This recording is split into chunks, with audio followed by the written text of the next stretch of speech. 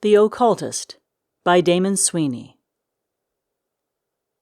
Gregory Emerson got out of the maroon sedan on Brookside Boulevard, a middle-aged, dark-haired man wearing a camel overcoat and sagging beige trousers. The sky was slate gray.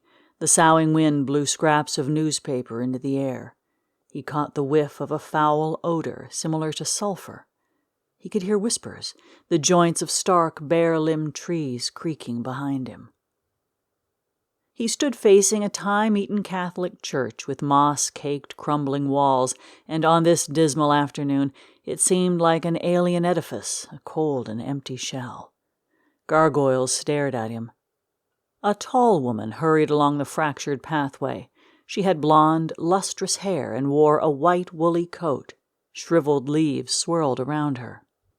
Opening the wrought-iron gates, her face was pallid and haggard. He knew it wasn't the foreboding weather that bothered her. "Your call said it was urgent." She was silent. "Come on, Cynthia." If they hadn't have known each other, his tone might have been mistaken for malice. "What's wrong? Where's Father Remington?" "Follow me." He did, shuddering, glancing back to make sure they weren't being watched. "Pull yourself together." Inside the church, a grim silence pervaded. They walked on a regal red carpet. The aisles of polished wooden benches gleamed in the light of hanging pendant fixtures. On the left was an elegantly crafted mahogany cabinet containing a copious supply of leather-bound copies of the Holy Bible. Ahead of them, on top of the marble altar, was a pair of candles. They had a pleasant lavender-scented fragrance, but Gregory found them disquieting. Why were they still burning? Then he saw the large stained-glass window beyond, eyes bulging. Blood trickled down the multicolored glass and dripped onto the floor. Some kind of sick joke? Christ's heart was bleeding. He froze in front of the altar and seized Cynthia's arm. She jerked away from him, startled. "It's okay," he said softly. "Is that Remington's blood?" "I don't know," she said in a trembling voice.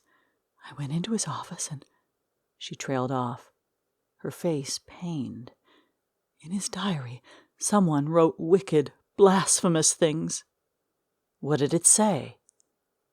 "That humans," she struggled to say the words, tears brimming in her eyes, "are small, insectile creatures and deserve to die."